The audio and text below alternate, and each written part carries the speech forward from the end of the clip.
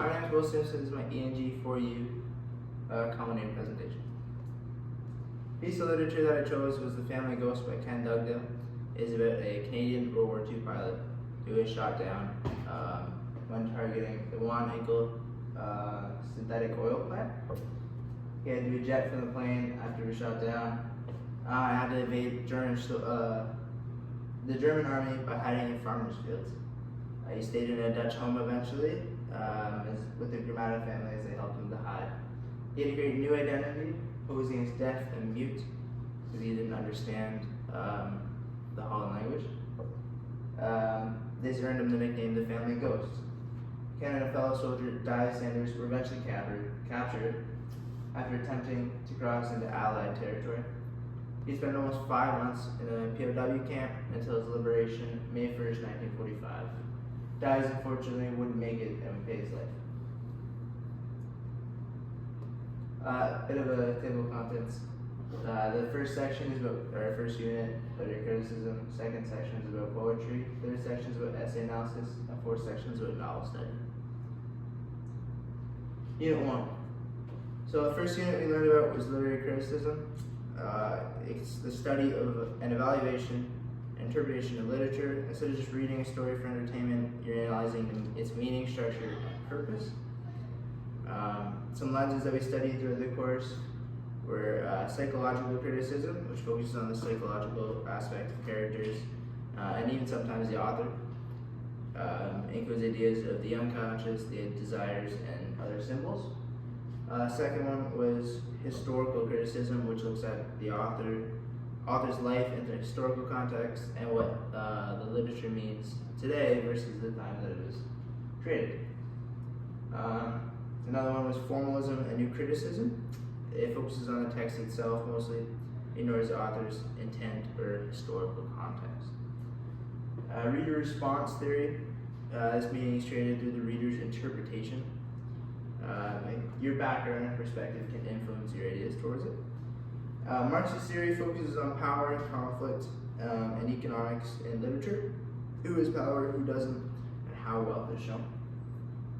Feminism examines gender roles and how women are portrayed, how women are empowered and oppressed in the text. The one that I found that mainly related to The Family Ghost was Marxist theory. And it can be used to analyze the text. Throughout the book, Marxist theory is presented as it focuses on class structure, power dynamics. Marxist theory includes the bourgeoisie,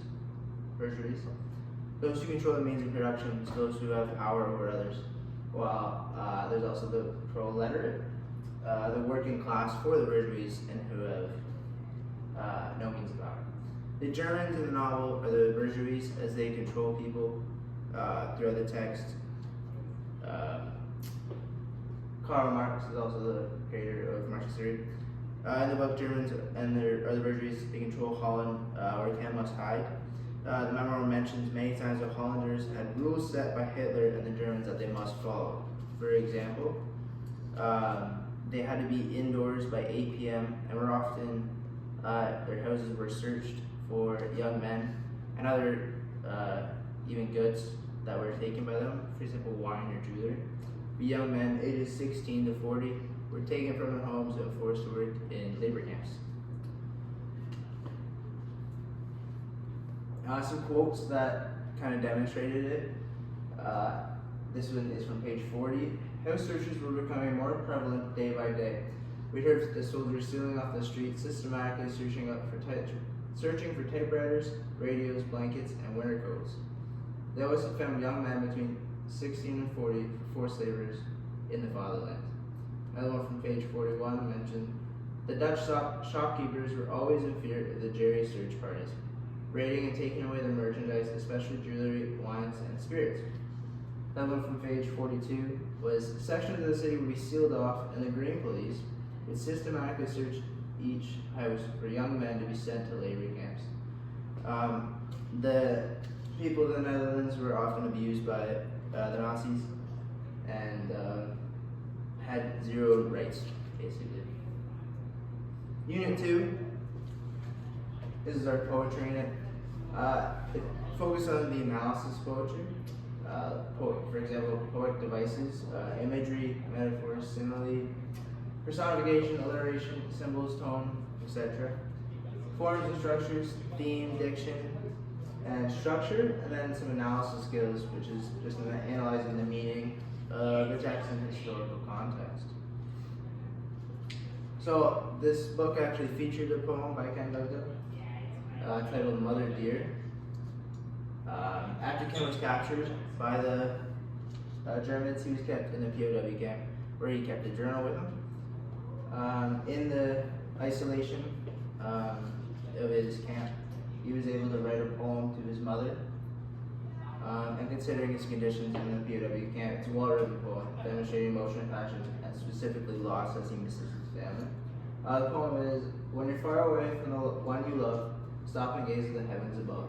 Whether the time be the sun scorched noon, or a frosty night with a glittering moon. And there up above, in the realm of space, I see not the sun or moon, but a face. A beautiful face with a tender smile, which tells me she's waiting to make withdrawal. Perhaps tonight, her window pane, she's gazing aloft, on her lips, my name.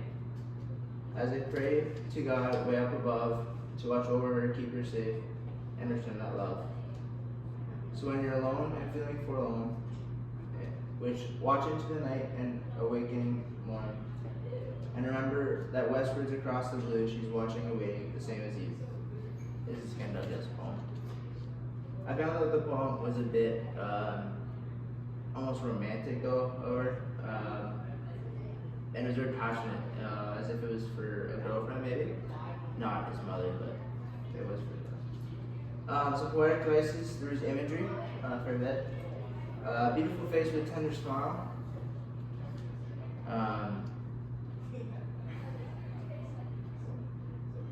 Uses rich imagery actually. Lines like gaze at the heavens above, a frosty night with a glittering moon, a beautiful face with tender smile. It creates vivid energy that blends nature and longing. There's personification. The speaker sees face in the sky and tells him something. Attributing human qualities to celestial imagery. Moon and the stars become messages of love and hope. Form and diction. So, actually, there's alliteration too, which is sun scorched and watching and waiting, which just is the repetition of the S and the W, so the start of the words. So form and structure. So it's closed poetry. It follows the AABB pattern and has four line stanzas. It's this diction. It kind of has a warm, romantic, and hopeful feeling to it. It's very descriptive. It was like Gaza heavens, tender smile, prayed, and love evoke him. Intimacy, faith, and vulnerability. It avoids violent language, which is uncommon for World War II and World War I poems, which is in a way a sense of him escaping the violence. There's some different meanings to it. So the one that I found was enduring love during separation. So there's obviously you don't face much love there. And it's just kind of a way to reminisce it. And some World War II context too. It was wrote in a POW camp during World War II, sorry. And these camps were isolating psychologically and devastating for many. Soldiers often turned to writing poetry, letters, or journals to pass the time there. And it also was a way for them to cope. In Dugdale's case, the poem is a spiritual and emotional survival tool. Instead of despair, he focuses on love, imagination, and the belief that he's still connected to the people that he loves, his mother. Again, as I said, it's an emotional escape for war. There's no mention of violence, death, or battle. Instead, he writes of the stars, smiles, prayer, and devotion. It's a sharp contrast. Contrast suggests a form of emotional resistance, a way to reclaim humanity in a time time of dehumanizing conflict. Unit 3. I thought this was a cool little comic because it's about essays. Let's see due at 11:59 tonight. I can type 60 pages, words per minute, at 10 pages, about 2,400 words. Okay, set my alarm for 11:19 p.m. If I spend the next 5 hours improving my typing, I can maybe start at 11:29, which is something that I think I would definitely do. So, essay analysis, this unit focused upon developing critical reading, writing, and thinking skills through the analysis of literature, essays, and texts. The availability to break down arguments, recognize rhetorical strategies, and create clear, persuasive writing. So, the thesis that I kind of found through the novel was that survival not only depends on strength but kindness of strangers, as Ken relied on multiple people to help him through the novel. He needed the many farmers, there was a butcher as well, and the Gramata family. They all helped him hide from the German forces, while there was 2 others, Di Sanders and Gavin Olsen, who attempted to help him cross back into Allied forces. They failed, but without them, they wouldn't have had a chance at it. Some rhetorical devices. Onomatopoeia. Some heavy flak was reaching our plane. The flak was just gunshots that were being shot at them, and it makes a flak sound when it hits the plane. Wham, bang, crash. Those ones are chaos. Personification. The line was, when darkness fell.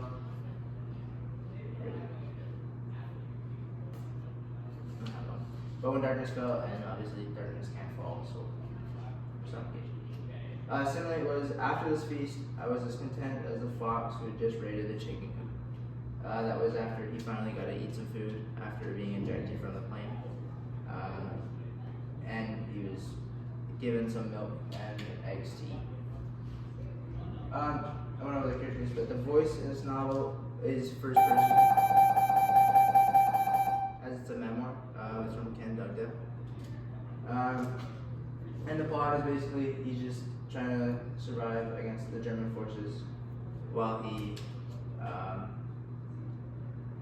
hides from them in German-occupied Poland. The last unit was Unit 4.